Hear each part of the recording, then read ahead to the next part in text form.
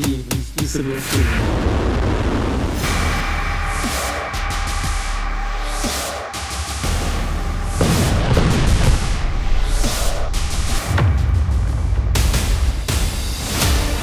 लगभग 4 साल की जंग में रूस यूक्रेन जंग में अब पूरी तरह से साबित होता जा रहा है कि रूस यूक्रेन पर हर तरह से हावी हो चुका है। खास तौर से पूर्वी यूक्रेन और दक्षिण पूर्वी यूक्रेन में रूस के ताजा हमलों ने यूक्रेन को पूरी तरह से बर्बाद कर दिया है। रही सही कसर यूक्रेन की राजधानी कीव पर पिछले 7 दिनों से हो रहे लगातार हवाई हमलों ने पूरी कर दी है, जिसमें यूक्रेन की कमर तोड़कर रूस ने रख दी है। कीव पर ही एक हफ्ते में 1200 से ज्यादा ड्रोन और मिसाइल हमले कीव के 10 से ज्यादा जिलों पर हो चुके हैं।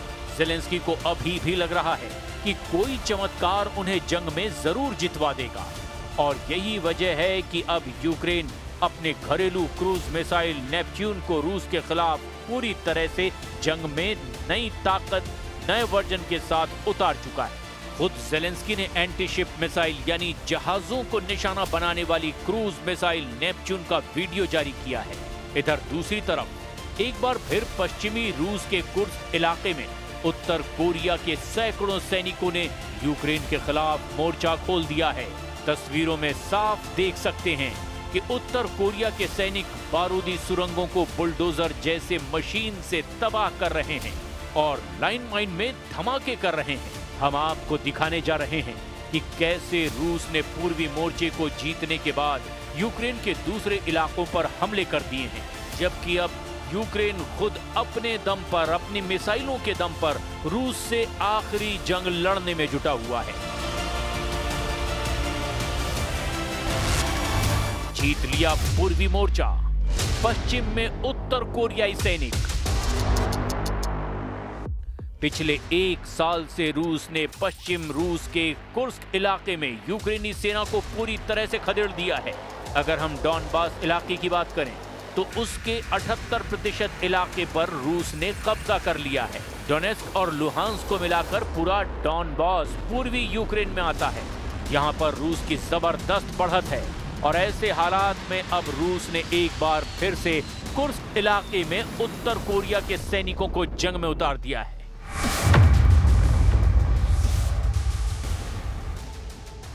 नॉर्थ कोरिया की सेना रूस के लिए यूक्रेन के खिलाफ न केवल युद्ध कर रही है, बल्कि कुर्स्क क्षेत्र में बारूदी सुरंग को भी हटा रही है। इस मदद पर रूसी सेना ने किम जोंग उन की आर्मी को थैंक यू कहा है। उसने कहा है कि वे बहुत बहादुर हैं और हम इस मदद को कभी नहीं भूलेंगे। रूस और नॉर्थ कोरिया का आपसी सहयोग एक नई ऊंचाइयों तक पहुंच रहा है। कोरिया न सिर्फ रूस की रक्षा क्षेत्र में मदद कर रहा है, बल्कि वो खतरों से भी खेल रहा है। उत्तर कोरियाई सैनिकों ने रूस के पश्चिमी कुर्स्क क्षेत्र में यूक्रेनी घुसपैठ को रोकने में मदद की थी। अब वो उस क्षेत्र में बारूदी सुरंगों को हटाने में एक महत्वपूर्ण भूमिका निभा रहे हैं। रूसी रक्षा मंत्रालय के द्वारा जारी किए गए वीडियो में उत्तर कोरियाई सैनिकों को विभिन्न प्रकार के बारूदी सुरंगों को हटाने और उनका पता लगाने की कोशिश करते हुए दिखाया गया है। दोनों देशों के बीच पारस्परिक रक्षा समझौते के तहत उत्तर कोरिया ने पिछले साल लगभग 14,000 सैनिक रूस की तरफ से जंग लड़ने के लिए कुर्स्क भेजे थे। दक्षिण कोरियाई, यूक्रेनी और पश्चिमी सूत्रों के मुताबिक एक न्यूज एजेंसी ने बताया कि इनमें से 6,000 से ज्यादा मारे गए हैं। अगस्त 2024 में यूक्रेनी सैनिक पश्चिम कुर्स्क क्षेत्र में दाखिल हुए थे और महीनों तक उस पर कब्जा बनाए रखा। आखिरकार अप्रैल 2025 में उन्हें बाहर कर दिया गया। इस पर रूसी राष्ट्रपति व्लादिमीर पुतिन ने कहा था कि रूसी बलों ने उत्तर कोरियाई सैनिकों की मदद से उन्हें बाहर खदेड़ा। अब कुर्स्क में फिर से रूसी सैनिकों के साथ मिलकर उत्तर कोरिया ने मोर्चा खोल दिया है।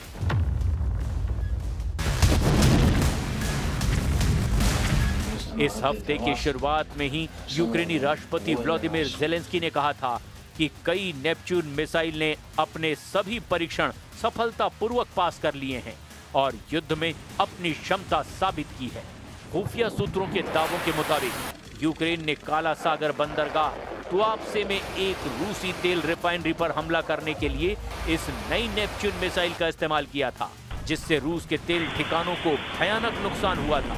यूक्रेन ने लगभग 550 किलोमीटर दूर स्थित नेपच्यून क्रूज मिसाइल से रूस पर हमला किया था। यूक्रेन की नई Neptune missile R-360 antiship missile का एक संशोधित संस्करण है, ऐसे दावे किए जा रहे हैं। इस नेपच्यून क्रूज मिसाइल की मारक क्षमता 1000 किलोमीटर है। काला सागर के बंदरगाह नोवोरोसिस्क पर यूक्रेन में निर्मित नेपच्यून क्रूज मिसाइलों और ड्रोनों से हमला किया गया। यूक्रेनी सेना के दावों के मुताबिक हमले में तेल निर्यात के लिए इस्तेमाल होने वाली शिपिंग सुविधाएं और दूसरी ढांचा नष्ट किया गया। हालांकि ब्लूमबर्ग ने ज़ेलेंस्की के हवाले से कहा कि अग्रिम मोर्चे पर स्थिति बहुत कठिन है। उनकी सेना पूर्वी क्षेत्र डोनेट्स्क में सामरिक रूप से महत्वपूर्ण शहर पोक्रोवस्क पर नियंत्रण के लिए संघर्ष कर रही है।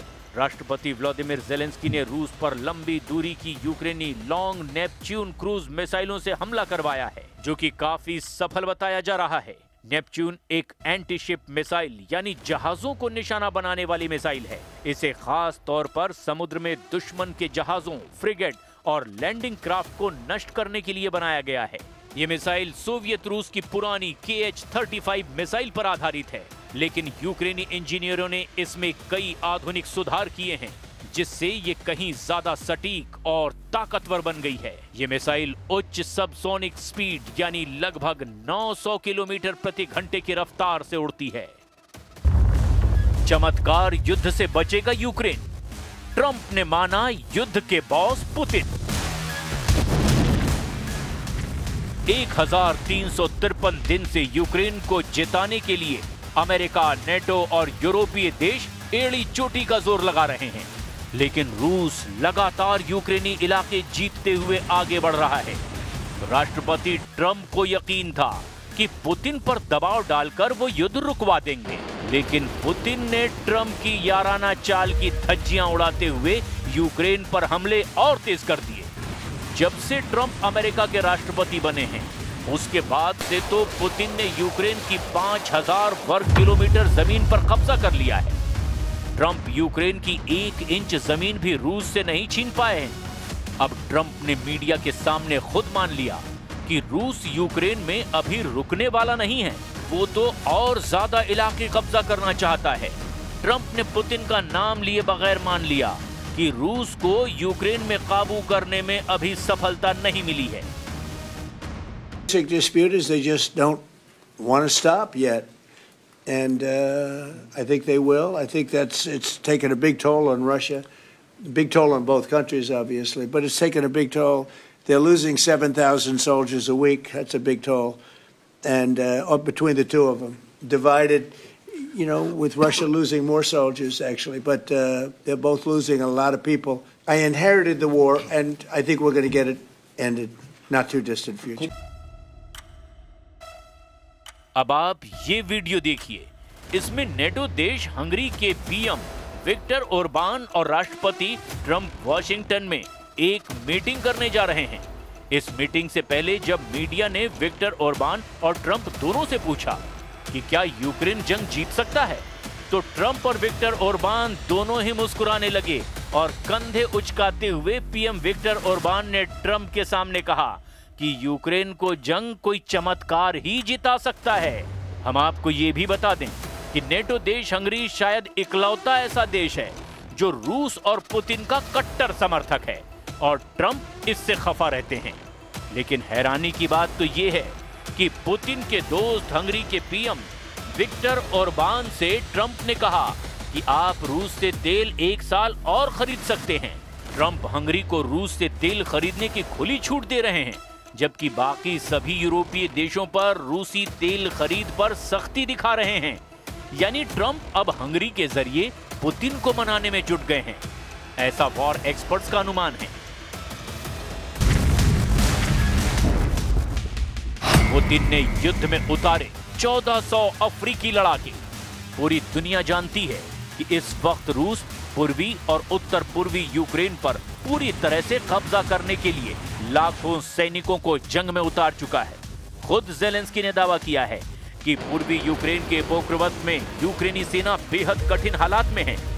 रूसी कमांडरों का दावा है कि 5,500 यूक्रेनी सैनिक पोक्रोवस्क में फंसे हुए हैं, जबकि अगर कुपियांस्क में फंसे यूक्रेनी सैनिकों को मिला दें तो 10,000 यूक्रेनी सैनिक रूसी सेना के घेरे में बुरी तरह से फंस चुके हैं। रूसी सेना के हमलों के चलते ही डोनेट्स्क के पोक्रोवस्क शहर से करीब 60,000 लोग शहर छोड़कर भाग चुके हैं। लगातार रूसी बमबारी और 3 साल से जारी जंग के चलते यहां की आबादी 1,500 से भी नीचे आ गई है। ऐसे भीषण जंगी हालात में रूस ने अब अफ्रीकी देशों से ऐसे लड़ाके यूक्रेन के खिलाफ जंग में उतार दिए हैं जो यूक्रेनी सेना के लिए साक्षात यमराज साबित हो रहे हैं। खुद यूक्रेन के ही विदेश मंत्री आंद्रेई सिबिहा ने दावा किया कि रूस जंग में तीसरे देशों के लड़ाकों को उतार चुका है जो यूक्रेनी सेना पर हमले कर रहे हैं। इससे पहले ऑन रिकॉर्ड दावे किए जा चुके हैं कि उत्तर कोरिया के आदेश पर 10,000 से ज्यादा उत्तर कोरियाई सैनिक रूस की तरफ से यूक्रेन पर हमले कर रहे हैं। यूक्रेनी विदेश मंत्री आंद्रेई सिबिहा का दावा है कि 36 अफ्रीकी देशों के 1400 से ज्यादा लड़ाके यूक्रेन के खिलाफ रूस की ओर से इस युद्ध में लड़ रहे हैं। आंद्रेई सिबिहा ने अफ्रीकी सरकारों से आग्रह किया है कि वे अपने नागरिकों को ऐसे संघर्ष में शामिल होने से सावधान करें जहां उन्हें तुरंत मार दिया जाएगा। सिबिहा ने मॉस्को पर अफ्रीकियों को युद्ध में शामिल होने के लिए उकसाने और ऐसे सैन्य अनुबंधों पर हस्ताक्षर करने का आरोप लगाया है जो मौत की सजा के बराबर हैं। सिबिहा ने सोशल मीडिया प्लेटफॉर्म एक्स पर लिखा, रूसी सेना में विदेशी नागरिकों का दुर्भाग्य है, उनमें से ज्यादातर को तुरंत तथाकथित मांस की चक्की में भेज दिया जाता है जहां उन्हें जल्द ही मार दिया जाता है। यूक्रेनी विदेश मंत्री आंद्रेई सिबिहा ने 2 टूक कहा, ज्यादातर भाड़े के अफ्रीकी सैनिक 1 महीने से ज्यादा नहीं टिक पाएंगे। सिबिहा के मुताबिक रूसी सेना द्वारा भर्ती किए गए अफ्रीकी लड़ाकों की वास्तविक संख्या 1,436 तक है। Вважаємо, що ситуація напружена і може ускладнюватись через те, що йде накопичення руських бойовиків, їх накопичення за цю добу 600. Важливо зробити все, щоб реально захопити Покровськ. В будь-якому форматі показувати успіх на полі бою, чи то йти на Вовчанськ, чи то ще щось зробити. Їм потрібно показати успіх, тоді вони зможуть повертати. रूस की जीत 100%। यूक्रेन को जिताएगा कौन? रूसी सेनाएं पोक्रोवस्क शहर के केंद्र, उत्तर और पूर्वी हिस्सों में घुस चुकी है। यूक्रेनी कमांडरों के मुताबिक रूसी सैनिक नागरिक कपड़ों में छिप करके घुसपैठ कर रहे हैं जो जेनेवा कन्वेंशन के उल्लंघन के रूप में युद्ध अपराध है। पूर्वी यूक्रेन के पोक्रोवस्क में भीषण जंग चल रही है। दावा किया जा रहा है कि रूस पोक्रोवस्क पर कभी भी पूरी तरह से कब्जा कर लेगा, लेकिन इस बीच यूक्रेनी ड्रोन कमांडर माद्यार ने दावा किया है कि पोक्रोवस्क में 27 यूक्रेनी सैनिकों के बदले 24,895 रूसी सैनिक मारे गए। पोक्रोवस्क में सिर्फ रूसी प्रचार की जीत हो रही है। वहीं यूक्रेन के राष्ट्रपति ज़ेलेंस्की ने दावा किया कि रूसी सेना ने पूर्वी यूक्रेन के साथ साथ उत्तर पूर्वी यूक्रेन पर बहुत बड़े हमले की तैयारी पूरी कर ली है। दावा किया गया कि रूस ने उत्तर पूर्वी यूक्रेन के वोचांस के पास सेना तैनात करना शुरू कर दिया है। ऐसा अनुमान है कि भीषण सर्दी शुरू होते ही रूस हमले शुरू कर देगा। इधर रूसी रक्षा मंत्रालय ने एक बड़ा दावा किया कि उसकी सेना ने यूक्रेन के दक्षिण पूर्वी जापोरेजिया क्षेत्र के उस पेनियांका गांव पर काबू पा लिया है। हालांकि इन दावों की स्पष्ट पुष्टि नहीं हो पाई है, लेकिन रूसी सेना का कहना है उस पेनिवका गांव पर काबू कर लिया है। हालांकि इन दावों की स्वतंत्र पुष्टि नहीं हो पाई है, लेकिन रूसी सेना का कहना है कि उन्होंने उस पेनिवका गांव में मौजूद यूक्रेनी सेना को खदेड़ दिया है।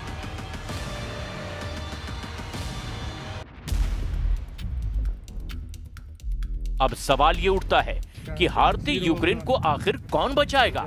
अमेरिका और नेटो की तमाम कोशिशों के बावजूद रूस यूक्रेन में बहुत भारी साबित हुआ है।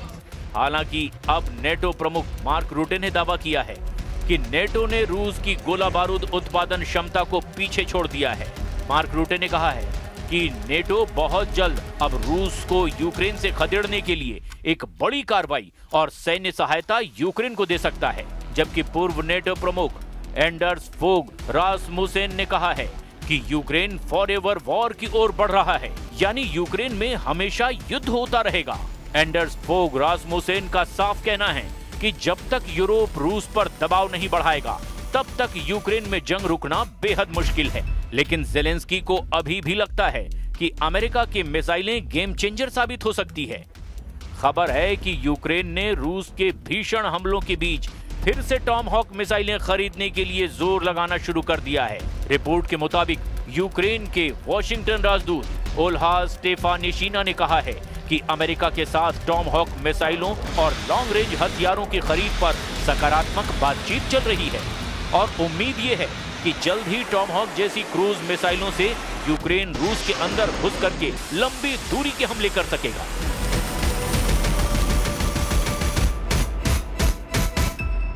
We need the capabilities, we need the equipment, real firepower, and of course, the most advanced tech. Because the threats we face are real and lasting. Russia's unprovoked war against Ukraine is the most obvious example of the threat. But the danger posed by Russia will not end when this war does. For the foreseeable future, Russia will remain a destabilizing force in Europe and the world.